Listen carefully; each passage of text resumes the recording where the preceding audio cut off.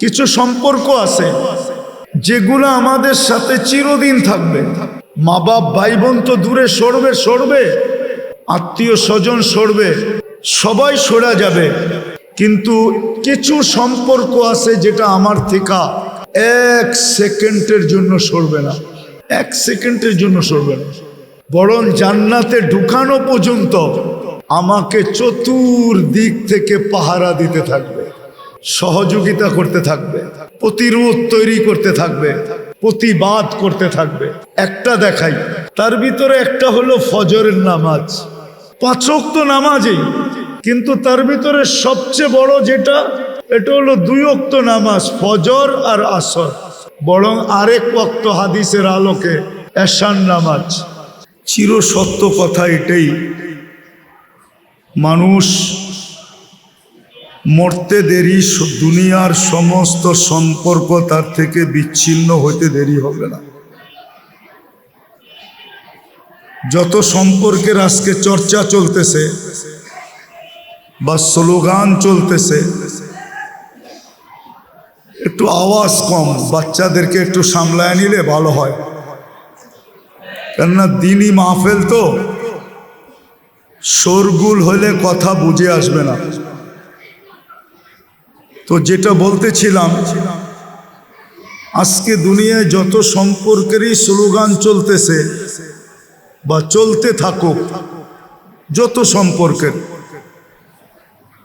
বর্তমান কিন্তু দুনিয়াতে সম্পর্কের স্লোগানটাই সবচেয়ে বড়। মানুষ বড় করে ভাবেও, আবার বড় করে বলেও, আবার বড় করে প্রচারও করে, প্রসারও করে। কিন্তু সত্য কথা এটাই, মরতে দেরি, সমস্ত সম্পর্ক ছিন্ন হইতে দেরি হবে না। একটু ধ্যান দিয়া শুনতে হবে কিন্তু, তাইলে হইতে পারে দিলে গাঁথতে পারে। যেই বাড়িতেই মৃত্যু হোক, 4 জন ফেরেশতা আসে। বড় লক্ষণীয় বিষয় কিন্তু, 4টা ধ্বনি দেয়। প্রথম ফেরেশতা বলে ইনকাতাতিল আজাল অনকাতাতিল আমাল। এই ব্যক্তির বয়স শেষ, আশাও শেষ। কেননা মৃত্যুর পরে আর কোনো আশা থাকে না, এটাই স্বাভাবিক। দ্বিতীয় ফেরেশতা বলে জালাল ইশতেগাল। এই ব্যক্তির যত ধরনের ব্যস্ততা ছিল, আজকের থেকে সব ব্যস্ততা শেষ। কিন্তু আরেকটা কথাও বলে বাকিয়াল ওয়াবাল, সমস্ত ঘাটি এর সামনে। ঘাটি বোঝেন তো, সমস্ত ঘাটি এর সামনে। একা একা সম্মুখীন হইতে হবে, কেউ খবর নেবে না। আর এটাই চিরাচরিত সত্য। কবরে রাইখা আসে বটে, কিন্তু তারপরে কেউ খবর নেয় না যে কি ঘটলো বা কি ঘটতেছে। তৃতীয় ফেরেশতা ধ্বনি দিবে যাহাবাতিল আমওয়াল। সমস্ত অর্জন হাতছাড়া। এই ছোট জীবনটায় যা কিছু অর্জন করছিল, চাই সেটা দোকান রূপে হোক, কায় কারবার রূপে হোক, চাই মেল ফ্যাক্টরি রূপে হোক, চাই অফিস আদালত রূপে হোক, চাই চাকরি বাকরি রূপে হোক, চাই ক্ষেত খামার রূপে হোক, যেই রূপেই হোক অর্জন, শিক্ষা দীক্ষা হোক, সব হাতছাড়া। বাকিয়াতিল আমাল। এই ব্যক্তির সাথে শুধু আমল আছে। ইনকানা খায়রা, যদি আমলগুলা ভালো হয়, যদি আমলগুলা ভালো হয়, তাইলে ভালোর কোনো সীমা থাকবে না।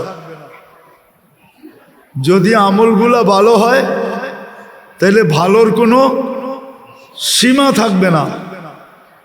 মৌলানা আপনাদেরকে জান্নাত শুনাইতেছিল, এটা তো আমলের বিনিময়ে মিলবে, ঠিক না? কি বলেন? হ্যাঁ বলেন, সত্য তো? রাগ হয়ে যাবে মনে হয়। পুরান ঢাকার বাড়ি আর কত বড়, ঠিক না? কি 1.5-2 মাইল এক একটা, 50-60 কাঠার, 20-30 কাঠার। জান্নাতের সবচেয়ে ছোট বাড়ি হবে 2,40,000 মাইল। কত? হ্যাঁ হ্যাঁ, আমি দেখাইতেছি। ওইটা আবার 4 দিয়া পূরণ দিতে হবে, তাইলে স্কোয়ার ফিট বাহির হবে, স্কোয়ার বাহির হবে, স্কোয়ার। ওটাকে আবার 1.6 দিয়া পূরণ দিলে কিলোমিটার বাহির হবে। বাড়িতে যে পূরণ দিয়া দেখেন তো তৃতীয় ফেরেশতা বলবে যে সব হাতছাড়া, শুধু আমল সাথে। ভালো হলে ভালোর কোনো অন্ত নাই, কি নাই? অন্ত বোঝেন তো?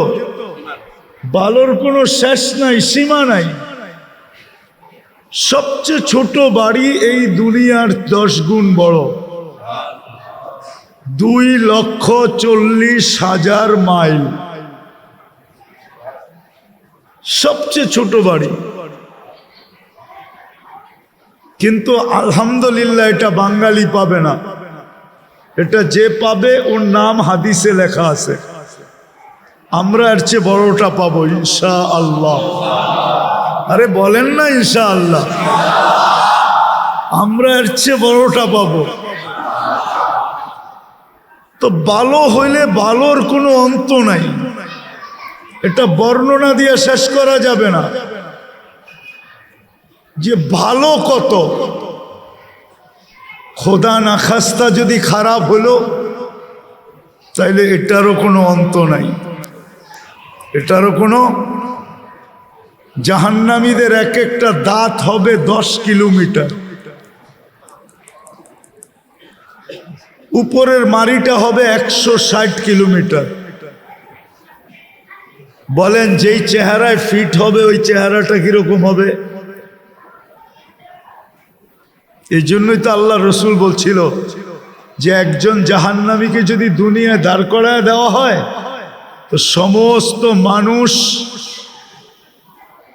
চিৎকার দিয়ে মারা যাবে, ওর ভয়াবহতা দেখা।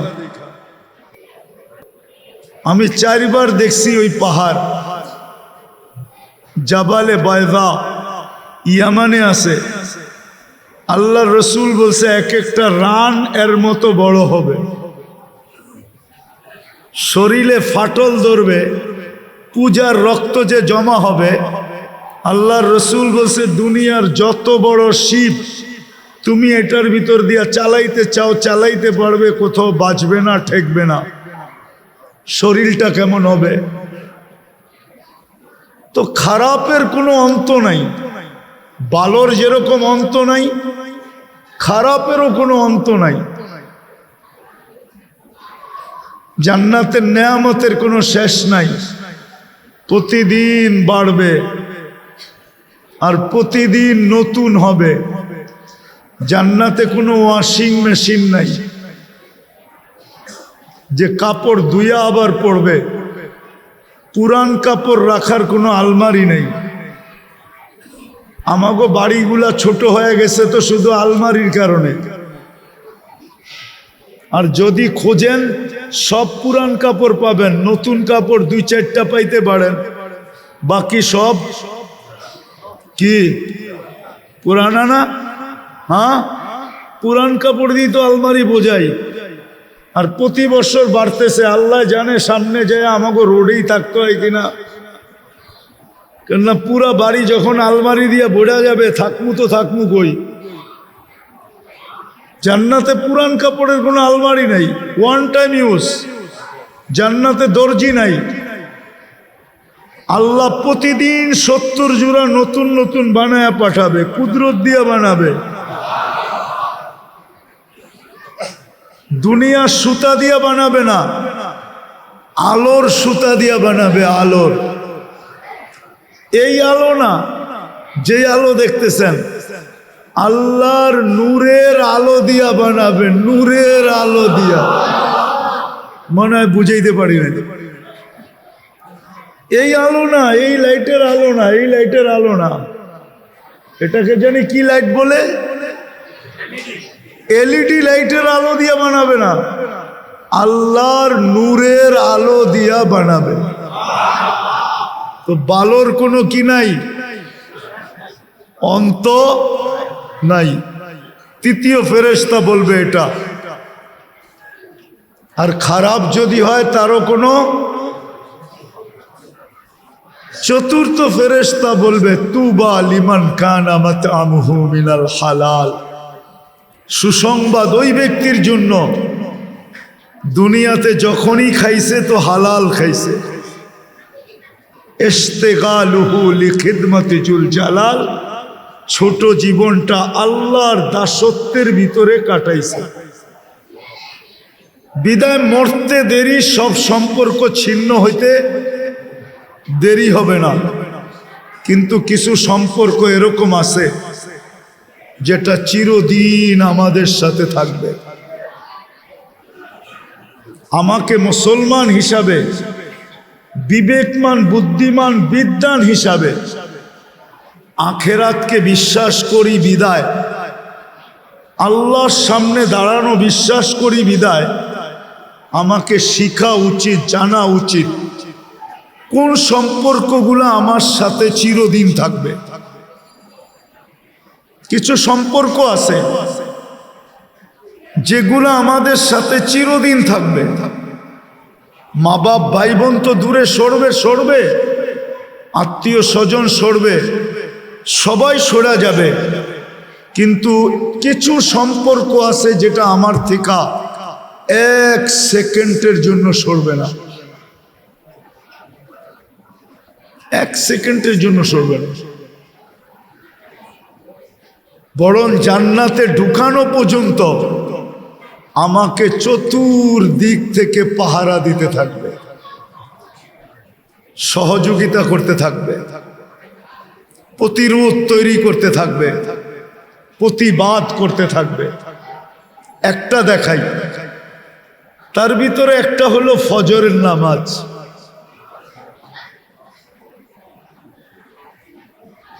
5 ওয়াক্ত নামাজই, কিন্তু তার ভিতরে সবচেয়ে বড় যেটা, এটা হলো 2 ওয়াক্ত নামাজ, ফজর আর আসর। বরং আরেক ওয়াক্ত হাদিসের আলোকে এশার নামাজ।